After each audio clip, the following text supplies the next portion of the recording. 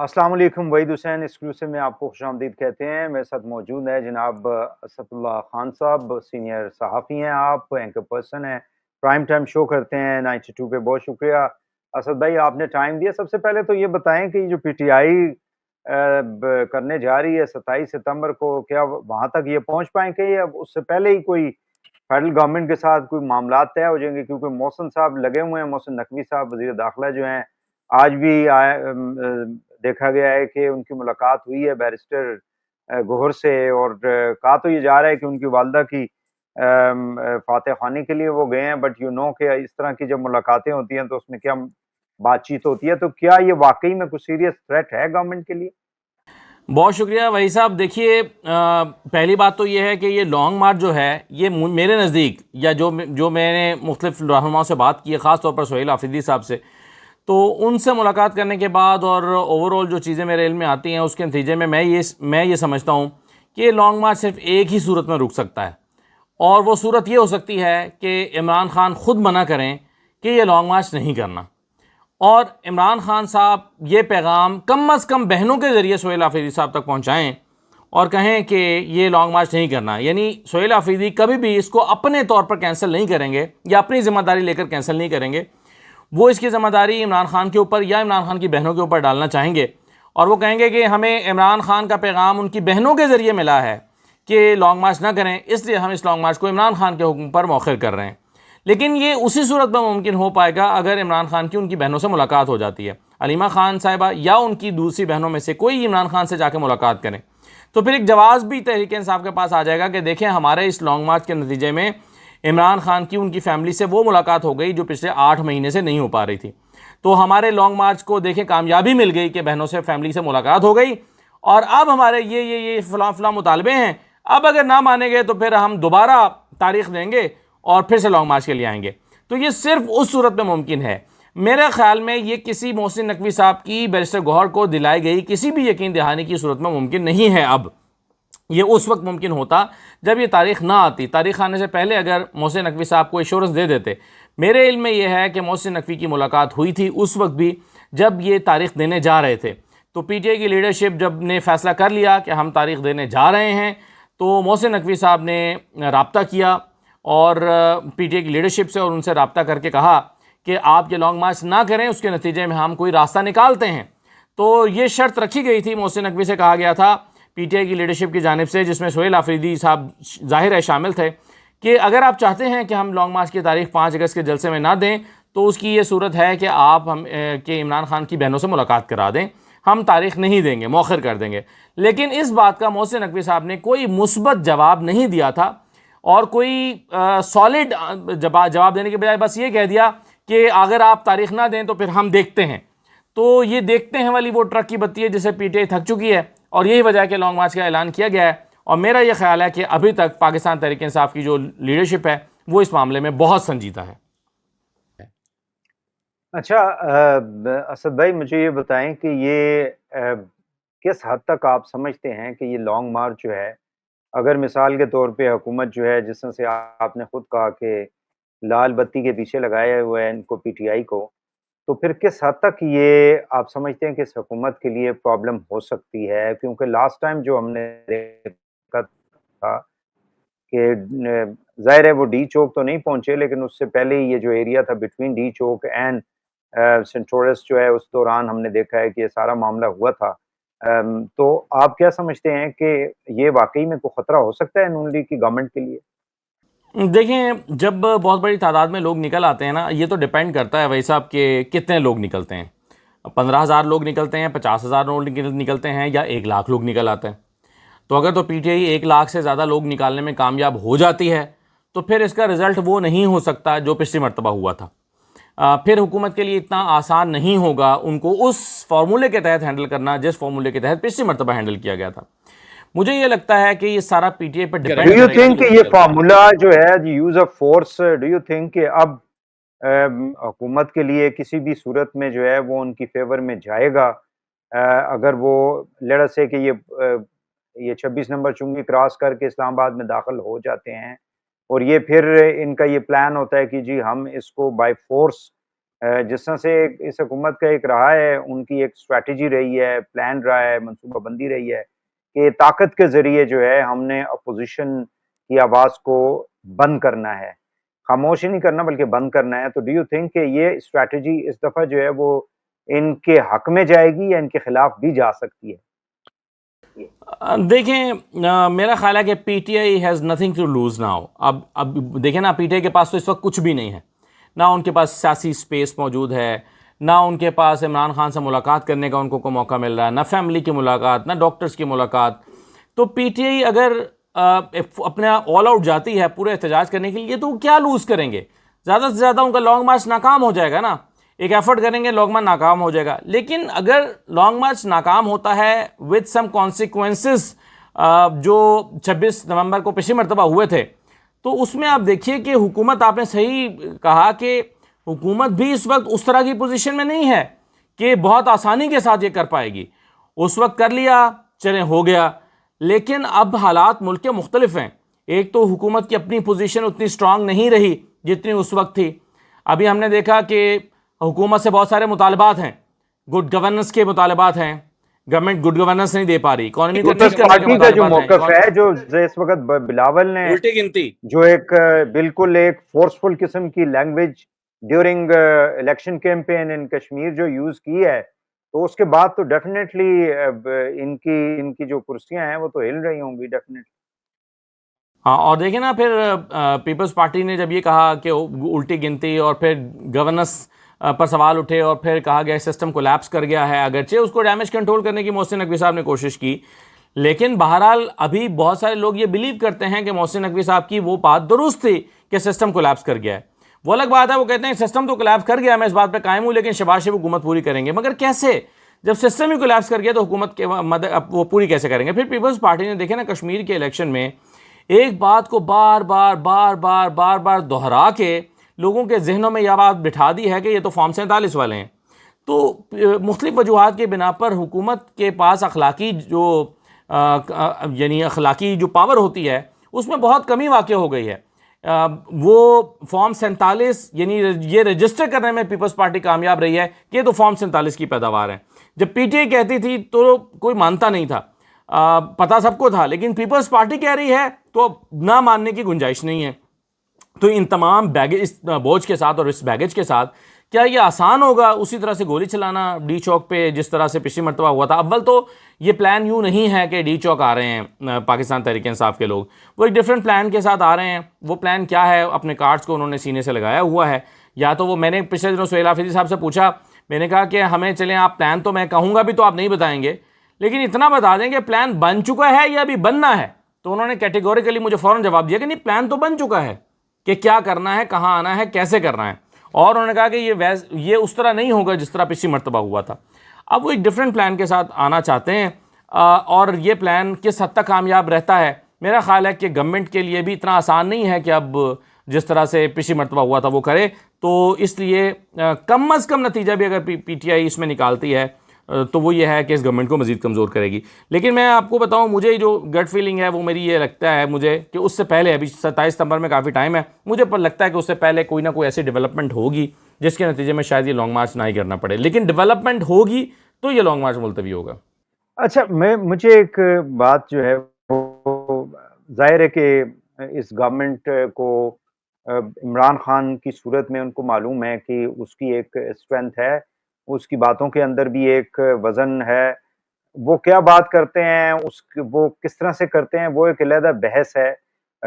और किस हद तक उसके अंदर जो है वो पॉलिटिकल वैल्यू या पब्लिक वैल्यू जो उसको डाली जा सकती है, बट स्टिल वो आप देखें जब उनको निकाला गया और जब तक उनकी अरेस्ट हुई, ड्यूरिंग दैट पीरियड जितने भी उन्होंने जाके जलसे किए, जहाँ-जहाँ भी उनकी जो फिज़ोलॉजी थी, उनकी जो लैंग्वेज थी, वो इतनी स्ट्रॉन्ग थी कि यानी काफ़ी मज़बूत लोगों को भी काफ़ी ज़्यादा परेशानी का सामना करना पड़ रहा था। तो मुझे ये समझ नहीं आती कि क्यों गवर्नमेंट जो है वो इमरान खान से लोगों को मिलने में वो उनको ये मसला है जी कि बाहर आके वो फिर वो प्रेस कॉन्फ्रेंस करते हैं या अपने मीडिया जो भी उनके लोग हैं, जिनको वो कहते हैं कि जी ये पीटीआई के स्पोक्सपर्सन जर्नलिस्ट हैं, तो उनके ज़रिए ये बातों को फैलाते हैं और वो फिर गवर्नमेंट के लिए एक नैरेट अगेंस्ट गवर्नमेंट एक नैरेटिव क्रिएट करते हैं, बट देन व्हाट, आप उनकी मुलाकात करवा दें तो उससे क्या मसला हो सकता है? बिकॉज़ एक वक़्त था कि पीटीआई इमरान खान की रिहाई के हवाले से जो थे वो काफ़ी ज़्यादा पुरजोश थे, इंक्लूडिंग जिस तरह से अदालतों के अंदर केसेस परसू कर रहे थे, स्ट्रीट्स के ऊपर भी डिमांड कर रहे थे, पार्लिमान के अंदर भी बात कर रहे थे, बट अब उनको आप इस जगह पे ले आएँ कि आप उनसे मुलाकात ही करवा दें, तो गवर्नमेंट को क्या खतरा हो सकता है मुलाकात ना करवाने में? देखें, मुलाकात कराने या ना कराने का फ़ैसला भाई साहब गवर्नमेंट ने तो करना नहीं है। और 9 और 8 सॉरी 2 दिसंबर को जब डॉक्टर उज़्मा की इमरान खान से मुलाकात के बाद उन्होंने बाहर निकल के गुफ्तगू की थी, उसमें भी उन्होंने शहबाज शरीफ को तो कुछ कहा नहीं था। तो इसलिए ये मामला जो है वो मुक़्तदरा और पीटीआई के दरमियान है, या इमरान खान के दरमियान है, या उनकी फैमिली के दरमियान। तो गवर्नमेंट ने तो ये फ़ैसला शहबाज शरीफ ने करना है कि मुलाकात हो या ना हो। जिस दिन होनी होगी उस दिन शहबाज शरीफ के फरिश्तों को भी खबर नहीं होगी। और देखें, अब तो अलीमा खान ने ये कह दिया है, पहले सोहेल आफरीदी साहब ने कहा कि मैं गारंटी देता हूँ कि इमरान खान की बहनें मिलेंगी तो बाहर आकर बात नहीं करेंगी, सियासी गुफ्तगू नहीं करेंगी। तो हमने फौरी तौर पर यह सवाल उठाया, हमने कहा कि जी इमरान खान की बहनों की गारंटी आप कैसे दे सकते हैं, ये बात उन्हें खुद कहनी चाहिए। और फिर ये हुआ कि अलीमा खान साहबा ने कह दिया कि जी हम हमारी मुलाकात कराएं हमारे भाई से, हम बाहर निकल के कोई सियासी बात नहीं करेंगे। तो यानी उन्होंने ये यकीन दिला दिया कि 2 दिसंबर 2025 जैसी कोई बात दोबारा नहीं कही जाएगी। तो आप तो मुलाकात करने में कोई हर्ज नहीं है। तो फिर सवाल उठते हैं कि अब मुलाकात क्यों नहीं हो रही? जब ये यकीन दहानी करा दी गई तो मुलाकात कराने में क्या हर्ज है? अब क्या ही कर लेंगी बहनें बाहर आकर इमरान खान से मुलाकात करने के बाद, जब उन्होंने कोई सियासी बात ही नहीं करनी। ज़्यादा से ज़्यादा पार्टी के लिए कोई पैगाम ले आएंगी और उससे भी क्या हो जाएगा। अच्छा, लेकिन अब सवालात पैदा हो रहे हैं इमरान खान की सेहत के हवाले से कि इमरान खान की सेहत ठीक नहीं है। मुसलसल ये ख़बरें आ रही हैं कि उनका ना सिर्फ ब्लड प्रेशर का मसला है, बल्कि ब्लड प्रेशर की वजह से शायद कुछ और मसाइल भी हैं। अब अगर इमरान खान की सेहत के हवाले से ख़बरें दुरुस्त हैं तो आप सोचिए ना कि अलीमा खान अगर मिलने चाहती हैं और वो आके कोई सियासी बात नहीं करती और वो आके बताती हैं कि भाई इमरान खान की हालत ठीक नहीं है, तो उससे भी एक क्यास, बेचैनी, परेशानी पैदा हो सकती है। आपको याद होगा कि जब इमरान खान की आंख का मसला आया था फरवरी 26 फरवरी को 24 और 25 के दरमियान रात को इमरान खान को लाया गया, 26 को फिर मैंने खबर दी और बताया कि इमरान खान को आंख का मसला हो गया उसके, और वो छुपाया गया। हालांकि उसके बाद पिम्स से एक जो है वो बयान जारी भी किया जाता रहा कि वो आए थे, उनको दूसरी डोज दे दी गई, फिर तीसरी डोज दे दी गई। लेकिन पहली मरतबा क्यों छुपाया गया? वो छुपाया इसलिए गया कि इमरान खान की बीमारी का पता बाहर जाकर तब चले जब वो ट्रीट हो चुके हों, जब उनकी सेहत दोबारा से ठीक हो जाए फिर पता चलना चाहिए। तो आज भी क्या इमरान खान की मुलाकात इसलिए नहीं कराई जा रही कि इमरान खान एक मरतबा सेहतयाब हो जाएं, फिर उनकी फैमिली से मुलाकात हो, फिर वो बाद में बताएं कि हाँ मैं बीमार रहा हूँ लेकिन अब ठीक हूँ, तो उसका इतना मसला नहीं होगा। लेकिन आज मुलाकात हो जाए और आज वो कह दें कि मेरी तबीयत बिल्कुल ठीक नहीं है, मुझे ये फ़लाँ मसाइल पैदा हो गए हैं, तो जाहिर है उसके नतीजे में एक पार्टी के अंदर या कारकुनों के अंदर एक बहुत बेचैनी पैदा हो जाएगी। तो ऐन मुमकिन है ये मुलाकात इसलिए अब ना कराई जा रही हो क्योंकि और तो इस मुलाकात से अब कोई खौफ नहीं है। तो बहरहाल ये अपनी जगह पर सवाल ज़रूर मौजूद है कि जब इमरान खान की सेहत के मामले में बहुत संजीदा नौयत के सवाल उठ रहे हैं और तो उस वक्त उनकी फैमिली की और पार्टी के लोगों की मुलाकात क्यों नहीं कराई जा रही? अब मुझे ये काइंडली बताइएगा कि पार्टी की जो इस वक्त पोजीशन है पीटीआई की, उसमें do you think because naturally parliament के अंदर जो पार्टी है उसका अपना एक स्ट्रेंथ भी है और पॉइंट ऑफ व्यू भी है, जो ऑर्गेनाइजेशन स्ट्रक्चर है जिसमें सलमान राजा साहब शामिल हैं, बाकी लोग हैं जो पार्लियामेंट का हिस्सा नहीं है, उनका एक कहा यह जाता है कि धड़ा है। इसी तरह से बहनें हैं, उनका अपना एक मौक़िफ़ है, उनके साथ कुछ पार्टी के लोग जो हैं वो एसोसिएटेड हैं। फिर हमारी केपी की गवर्नमेंट है। तो इतने ज़्यादा यानी तक़सीम तो हम नहीं कह सकते, लेकिन डिफरेंस ऑफ ओपिनियन आप उसको कह सकते हैं। ये अप्रोच जो है पॉलिटिकल वो डिफरेंट है। तो उसमें इतनी बड़ी तादाद में लोगों को डू यू थिंक कि सोहेल अफरीदी साहब जो है would be able to bring the people on the streets? देखिए, मेरा ये ख़्याल है कि लोगों को सिर्फ ये यकीन दिलाना है, क्योंकि लोग ना थक चुके हैं इमरान खान की रिहाई के हवाले से चलने वाली किसी भी मूवमेंट के से। उन्हें लगता है कि ये लोग सिंसियर नहीं हैं, शक का इजहार करते हैं अपनी पार्टी के लोगों पे। लोगों को लगता है कि हम निकलेंगे तो हमें ये रास्ते में बेच देंगे या रास्ते में छोड़ देंगे, जैसे अलीमीन गंडापुर ने किया।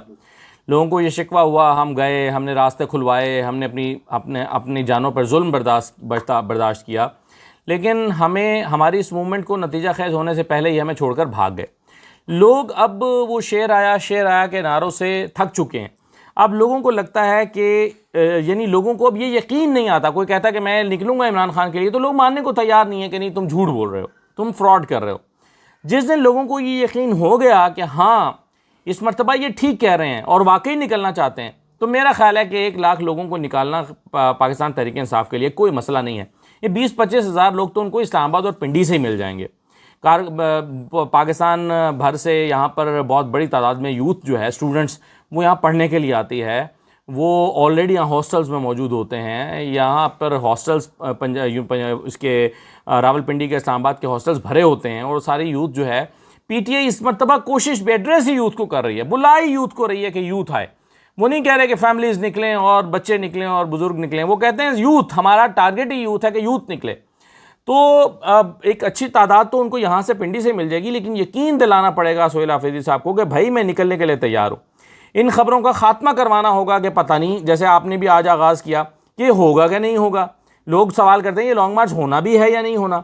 जब पीटीआई अपने कारकुनों को ये यकीन दिलाने में कामयाब हो गई कि भाई ये हो रहा है, ये लॉन्ग मार्च होने जा रहा है हर कीमत में और छोड़कर नहीं जाएंगे रास्ते में।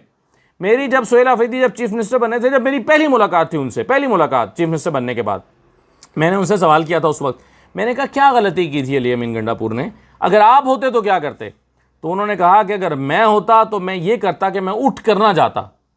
तो मैंने कहा कि गोलियां चल रही थी। उन्होंने कहा कि भले ही गोली चल रही थी मगर मैं जा नहीं सकता था, मैं वहाँ से ना जाता। तो और ये तो फिर इम्तहान है अब सोहेल आफरीदी साहब का। तो मेरा ये ख्याल है कि अगर वो कारकुनों को ये कन्विंस करने में कामयाब हो जाते हैं कि भाई हम आ रहे हैं, पूरी नीयत के साथ आ रहे हैं, पूरी दलेरी के साथ आ रहे हैं, हुकूमत का मुकाबला करने के लिए आ रहे हैं या अपने मुतालबात को मनवाने के लिए आ रहे हैं, तो मेरा ख्याल है लोग उनके साथ निकलेंगे। कम से कम इतने ज़रूर निकलेंगे कि जिससे एक अच्छा तगड़ा लॉन्ग मार्च बन जाए। आप देखें ना कितने लोग थे नवाज शरीफ साहब के साथ जो जजेस का जो है वो बहाली वाला मुतालबा उन्होंने मनवा लिया था। हाँ, लेकिन फ़र्क सिर्फ ये था उस वक्त कि इस्टेब्लिशमेंट जो है उसने अपना वज़न नवाज शरीफ के पलड़े में डाला था। आज पीटीआई के पलड़े में वो वज़न नहीं है, सिर्फ ये फ़र्क है। लेकिन जब आप बहुत बड़ी तादाद में लोगों को लेकर आते हैं तो जाहिर है फिर पाकिस्तान में ही कुछ लोग बैठ के ये भी तो सोचते हैं ना कि भाई इनका अब क्या किया जाए, इतने लोग हैं, इनको मारा तो नहीं जा सकता, मुल्क के हालात पहले इस साजगार नहीं हैं, आज़ाद कश्मीर अभी तक काबू में नहीं आ रहा, चीज़ें वहाँ पर ख़राब हैं, बलूचिस्तान में चीज़ें ठीक नहीं हैं, खैबर पख्तूनख्वा के कई अज़ला इस वक्त अमली तौर पर वहाँ पर जो है वो रात को मौलाना फजल रहमान साहब कहते हैं कि गवर्नमेंट की कोई रेट नहीं रहती। तो क्या हम एक नया महाज खोल सकते हैं? खैबर पख्तूनख्वा में नाराज़ी का एक बहुत बड़ा एलिमेंट ऑलरेडी मौजूद है, तो क्या लोगों को नाराज़ किया जा सकता है? मेरा ख़्याल है कि फिर अगर लोगों की बड़ी तादाद निकलती है तो संजीदा अज़हान हैं यहाँ पर, वो बैठ कर ज़रूर सोचेंगे कि भाई ज़िद छोड़नी पड़ेगी और मामला का हल निकालना पड़ेगा ना। कब तक ये मामला इसी तरह चलाया जा सकता है, ख़ास तौर पे जब हुकूमत भी परफॉर्म ना करे। या तो ये लोग अवाम आज के इस हुकूमत की परफॉर्मेंस से खुश होते तो फिर दूसरी बात थी, फिर कहते हैं हाँ इमरान खान के साथ जुल्म तो हो रहा है लेकिन चलो ये परफॉर्म तो कर ही रहे हैं ना। आई थिंक ये जो जी हाँ मोहसिन नकवी साहब का जो स्टेटमेंट था, आई थिंक ज़ाहिर एक फेडरल मिनिस्टर हैं, then he is you know उनके बारे में जो एक तासुर है कि वो बहुत क्लोज हैं मुक़तदरा के, तो उस तनाजुर में उस स्टेटमेंट ने ज़ाहिर है कि शहबाज शरीफ साहब की हुकूमत को काफ़ी ज़्यादा जो है सियासी एतबार से, मॉरल एतबार से उनको डैमेज किया। मुझे ये जो फवाद चौधरी साहब हैं, रिसेंटली इन बाकी भी इनके जो लोग हैं इनके साथ जो हैं बैरिस्टर सैफ वगैरह, इसमें ये गए थे, अदालत भी गए थे मुलाकात के हवाले से भी, और कल भी उन्होंने एक स्टेटमेंट दी है कि हम कोशिशें करेंगे कि गवर्नमेंट और सोहेल अफरीदी साहब जो हैं वो किसी यानी एग्रीमेंट के ऊपर, अंडरस्टैंडिंग के ऊपर पहुंच जाए, बजाय इसके कि ये मामला जो है वो यहाँ तक लॉन्ग मार्च तक पहुंचे। तो ये जो ग्रुप है, do you think they can play a role, वो जो ताकतवर हल्के हैं हमारे और पीटीआई के दरमियान कोई, या इमरान खान साहब ही एक एलिमेंट हैं, जब तक उनकी सोच के अंदर तब्दीली नहीं आएगी ये मामलात जो हैं वो तय नहीं हो सकते? देखें, रोल प्ले करने के लिए कुछ ऐसे लोग तो सामने आएंगे ही या लाने पड़ेंगे कि जो दोनों तरफ अपना असर और रसूख इस्तेमाल कर सकते हों। आपने देखा कि फवाद चौधरी साहब ने जाकर कोट लखपत में मुलाकात की। अगरचे पाकिस्तान तहरीक इंसाफ के कारकुनों में अभी तक जो नेशनल डायलॉग कमेटी है उनके लिए एक्सेप्टेंस नहीं है। जो पीटीआई के कारकुन समझते हैं कि इमरान खान को इन्होंने दगा दी थी। लेकिन और फिर बैरिस्टर सैफ के बारे में भी यही राय समझी जाती है कि ये तो इस्टेब्लिशमेंट के करीब है।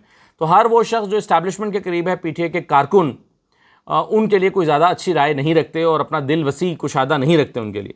लेकिन आप देखें ना, उसी बैरिस्टर सैफ से इमरान खान ने मुलाकातें भी तो की, उसी फवाद चौधरी से शाह महमूद कुरैशी मिल भी तो लिए। इनकार कर सकते थे, इमरान खान भी इनकार कर सकते थे। इसका मतलब ये है कि दोनों तरफ ये रियलाइजेशन तो मौजूद है कि बहरहाल रास्ता निकालने के लिए, देखिए ना, दो तरह होता है। एक तो इमाम खुमैनी का इनकलाब होता है, एक तो वो रास्ता है ना, फिर आप आएँ और शाह को छोड़ के भागना पड़ जाए। और अगर वो सूरत ना हो पा रही हो तो फिर दूसरा रास्ता ये है कि आप अपना सियासी रास्ता निकालते हैं, सियासी जद्दोजहद करते हैं, सियासी रास्ता निकालते हैं। बेनज़ीर भुट्टो ने उस वक्त, और शायद किसी हद तक चलें नवाज शरीफ ने भी, अगरचे नवाज शरीफ साहब तो कभी भी सियासी उसूलों की कोई बहुत आला मिसाल उनके यहाँ नहीं मिलती, लेकिन बहरहाल फिर भी उन्होंने एक ऐसा बंद गली में से अपना रास्ता निकाला था उस वक्त। लेकिन मैं, चलिए, मेरे सुनने वाले एतराज़ कर सकते हैं कि वो कहेंगे कि जी नवाज शरीफ ने कौन सा उसूलों की बुनियाद पर निकाला था, नवाज शरीफ ने तो उसूलों पर समझौता करके रास्ता निकाला था। लेकिन बेनज़ीर साहिबा को आप देख लीजिए, उन्होंने परवेज़ मुशर्रफ को मजबूर तो किया ना किसी तरह से, चाहे उन्होंने इंटरनेशनल इस्टेब्लिशमेंट को साथ में लिया, चाहे उन्होंने कोई, तो रास्ता बहरहाल फिर कोई सियासी रास्ता निकालना पड़ता है। और वहीं से फिर अगर वो ज़िंदा रहती तो उनको बड़ी उम्मीद थी कि 2008 के इंतखाबात में वही वज़ीर आज़म बनती, लेकिन ये ना हो सका। तो मैं समझता हूँ कि पीटीआई अगर इनकलाब बर्पा नहीं कर सकती तो फिर सियासी रास्ता निकालना चाहिए। और सियासी रास्ता निकालने के लिए कोई ऐसे ही लोग अपना किरदार अदा कर सकते हैं जो नेक नियति के साथ मुल्क के हालात में बेहतरी के लिए, ऐसे लोग जो, मतलब वो बैरिस्टर गौहर भी हो सकते हैं। मैं ये नहीं कहता कि बैरिस्टर गौहर को पीटीआई के लोग भी एक्सेप्ट करते हैं। बैरिस्टर गौहर दूसरी जानिब भी बहुत ही पसंद किए जाते हैं और समझा जाता है कि बैरिस्टर गौहर बहुत रैशनल आदमी है, लॉजिक को मानते हैं, समझते हैं बात को। तो फिर ऐसे लोगों को देखें ना, कुछ ना कुछ उन लोगों को भी फेस सेविंग तो मिलनी चाहिए। असद साहब के डू यू थिंक कि हो सकता है कुछ जगहों के ऊपर जो है वो इस तरह की सोच पाई जाती हो, बट जाहिर है कि देखें ना, इमरान खान का जो झगड़ा था वो शरीफ फैमिली के साथ था, और उन्होंने इलेक्शन से पहले जो कुछ हुआ थ्रू कोर्ट्स, और फिर उसके बेनिफिशरी भी वो रहे 18 के इंतखाबात के अंदर। और इस वक्त जबकि नून लीग जो है वो इस सिस्टम में मेजर बेनिफिशरी जो है वो तो PMLN और शरीफ फैमिली है ना।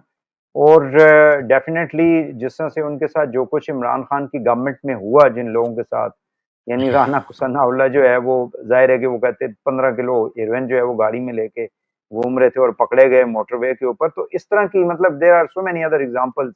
तो डू यू थिंक कि कुछ हो सकता है कि कुछ जगहों के ऊपर करना भी चाह रहे हो कुछ इमरान खान के लिए, बट जाहिर है कि उसका जो नुकसान है सियासी एतबार से वो PMLN को और मौजूदा गवर्नमेंट को होगा, लिहाजा वो इसके रास्ते में जाहिर है कि रुकावट तो होंगे।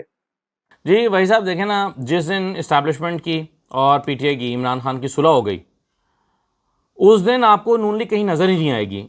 आज इनके हालात ग्राउंड पर इतने कमज़ोर हो चुके हैं, इसलिए शहबाज शरीफ साहब, नवाज़ शरीफ साहब, मरीम नवाज़ साहबा, पूरी PMLN और उनके मिनिस्टर्स कभी नहीं चाहेंगे कि पीटीआई और इस्टेब्लिशमेंट के दरमियान मुज़ाकरात कामयाब हों।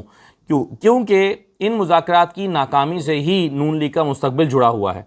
जिस दिन मुज़ाकरात कामयाब हो गए, इमरान खान बाहर आ गए, तो शहबाज शरीफ साहब की और PMLN की क्या सियासी हैसियत उस दिन होगी ग्राउंड के ऊपर।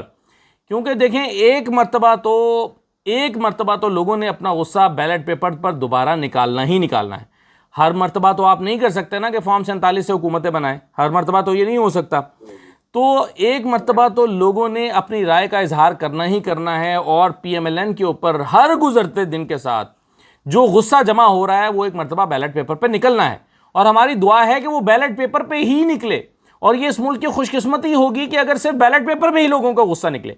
वरना बांग्लादेश में और श्रीलंका में और नेपाल में जो हमने चीज़ें देखी हैं हमारी आंखों ने, अल्लाह ना करे कि पाकिस्तान में उस तरह की सूरत हाल आए, क्योंकि वहाँ तो लोग मिनिस्टर्स भी मारे गए थे।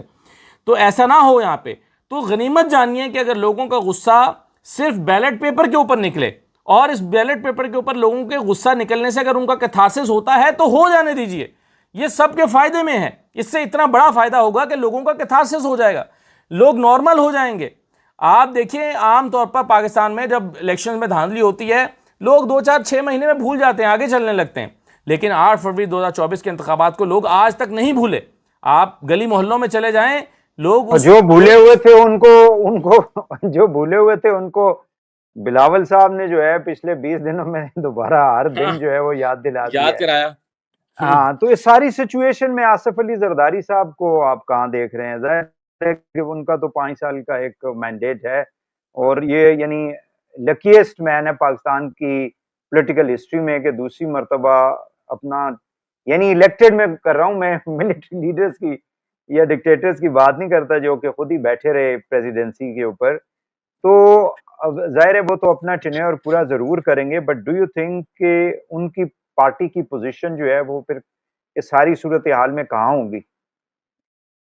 देखें भाई साहब, मेरा ये ख्याल है, थोड़ी सी इन्फॉर्मेशन, बाकी तज्जिया, हालात और शवाहिद की बुनियाद पे मुझे ये लगता है कि जरदारी साहब और बिलावल साहब एक पेज पर नहीं हैं।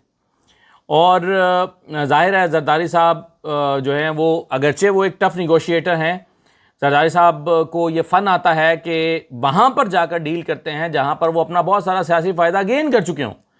पहले वो ये दिखाते हैं कि वो झुकने के लिए तैयार नहीं हैं, लेकिन जहाँ जाके वो मानेंगे, वहाँ पर जाकर वो अपने लिए बहुत कुछ हासिल करेंगे तो मानेंगे। पिछली मर्तबा भी जहाँ जाकर वो माने हैं, वहाँ पर उन्होंने अपने लिए सदारत हासिल की है, अपने लिए गवर्नरशिप्स हासिल किए हैं, अपने लिए आइनी ओहदे हासिल किए हैं। उससे पहले पीडीएम के लिए भी जहाँ वो माने थे तो वहाँ पर भी उन्होंने बहुत कुछ हासिल किया था, बेटे को वज़ीर ख़ारजा बनाया था। अब वो जहाँ जाकर मानेंगे वो हर चीज़ पर मान सकते हैं, हर चीज़ पर कॉम्प्रोमाइज़ कर लेंगे, सूबों पे भी कर लेंगे, 18वीं तरमीम पे भी कर लेंगे, एनएफसी पे भी कर लेंगे, लेकिन एक शर्त पे कि उनका बेटा वज़ीर आज़म बने। लेकिन बिलावल साहब समझते हैं कि वज़ीर आज़म तो वो बनना चाहते हैं, और कहीं ना कहीं वो थोड़ी लचक भी दिखा सकते हैं, लेकिन कुछ चीज़ों पर वो समझते हैं कि पीछे नहीं हटा जा सकता। बिलावल साहब का ख्याल है कि कराची नहीं दिया जा सकता, अर्बन सिंध नहीं दिया जा सकता। उनका ख्याल ये है कि 18वीं तरमीम जो है वो हमारी असास है, इस पर जो है वो समझौता नहीं किया जा सकता। तो बिलावल साहब और जरदारी साहब मुझे लगता है कि एक पेज पर नहीं है। अगरचे जरदारी साहब अभी तक बिल्कुल खामोश बैठे हैं, कहीं पर उन्होंने अपना कोई एक्सप्रेशन नहीं दिया है इस हवाले से। बिलावल साहब दे रहे हैं, एक्सप्रेशन दे रहे हैं, अभी अब मुख्तलिफ मौके पर दे रहे हैं। तो या तो एक ऐसी गेम तैयार हो रही है जिसको हम जानते ही नहीं हैं।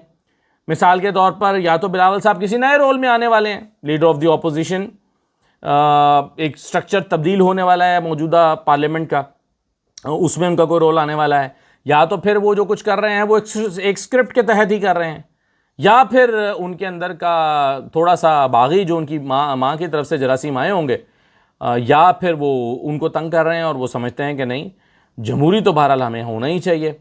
अब देखें ना, जमहूरियत का नारा बेनज़ीर साहिबा ने सारी उम्र लगाया और उसके लिए जद्दोजहद भी की और उसके लिए मुश्किलात भी सही, और उन्होंने किसी हद तक अपने वो उसूलों पर डटी भी रहीं। हाँ, अलबत्ता बातचीत का दरवाज़ा उन्होंने कभी बंद नहीं किया। तो बिलावल साहब को देखना है कि उनको अपनी वालदा के नक्शे कदम पर चलना है या अपने वालिद के। अच्छा, फाइनली मुझे ये काइंडली बता दें कि एक बड़ा इम्पोर्टेंट एलिमेंट शायद हमने वो जो है वो डिस्कस करना ज़रूरी है और आपका व्यू भी लेना। मौलाना साहब जो हैं वो किस हद तक डू यू थिंक कि ये जो मार्च हो रहा है पीटीआई वालों का, उसमें कोई एलिमेंट बन सकते हैं या कोई अपना वज़न डाल सकते हैं, और अगर वो डालते हैं तो फिर इस हुकूमत के लिए कितनी यानी मुश्किलात के अंदर इजाफा हो सकता है और एहतजाज या मार्च जो है कामयाबी की तरफ जा सकते हैं? देखिए, मुझे मौलाना फजल रहमान साहब के बारे में 1% डाउट नहीं है अपनी राय कायम करने में। मैं ये नहीं कहूँगा कि या यूँ होगा या वो होगा या ऐसे हो जाएगा वैसे हो जाएगा। मौलाना फजल रहमान साहब के बारे में मेरी राय बिल्कुल क्लियर है, विदाउट एनी डाउट। मौलाना फजल रहमान साहब उस दिन सड़क पर निकलेंगे, वैसे तो हल्के फुल्के जलसे होते रहते हैं, लेकिन हुकूमत को गिराने के लिए उस दिन सड़क पर निकलेंगे जिस दिन माहौल और हालात तब्दील हो चुके होंगे, हवा का रुख बदल चुका होगा, उन्हें यकीन हो जाएगा कि अब हालात का रुख बदल गया है। सुबह 10 बजे हालात का रुख बदलेगा, वो 12 बजे सड़कों पर निकल आएंगे। उन्हें जिस दिन ये गुमान हो जाएगा या इत्तला हो जाएगी कि कल सुबह का सूरज मशरिक से नहीं निकलेगा, मगरिब से निकलेगा, उस रात को मौलाना फजलुर रहमान साहब इनकलाबी होंगे। उस रात को वो निकल आएंगे सड़कों पर, लेकिन जब तक उन्हें यकीन नहीं होगा वो अपनी एनर्जीज को कभी वेस्ट नहीं करेंगे। हाँ, हल्के फुल्के जलसे और जलसों में हल्के फुल्के बयानात वो देते रहेंगे। हुकूमत को गिराने के लिए सिर्फ वो उस दिन निकलेंगे जिस दिन उन्हें लगेगा, जैसे उन्होंने मान लिया ना कि इमरान खान के लिए वो आए भी थे, पहले कश्मीर हाईवे पर बैठे भी थे, धरना दिया भी था, लेकिन हुकूमत गिराने नहीं आए थे। लेकिन उन्होंने मान लिया कि फिर हमें बुलाया गया, हमें जनरल बाजवा ने और जनरल फैज़ हमीद ने कहा कि ये पीडीएम बनाओ और इस हुकूमत को घर भेजो। उस दिन मौलाना फजलुर रहमान इनकलाबी हो गए और बाहर निकल आए। तो ये मौलाना फजलुर रहमान की सियासत का एक तरीक़ाकार है जो एक ज़माने से चला आ रहा है, अब भी उसमें कोई तब्दीली मुतवक्किर नहीं है। आप ये ना सोचिए कि पीपल्स पार्टी पर मुश्किल वक्त चल रहा होगा, मौलाना फजलुर रहमान साहब उनके साथ आकर खड़े हो जाएंगे। इतने नादान नहीं है मौलाना फजलुर रहमान साहब। बहुत शुक्रिया सदरुल्लाह खान साहब, thank you very much, appreciated your presence, बहुत शुक्रिया, थैंक यू वेरी मच।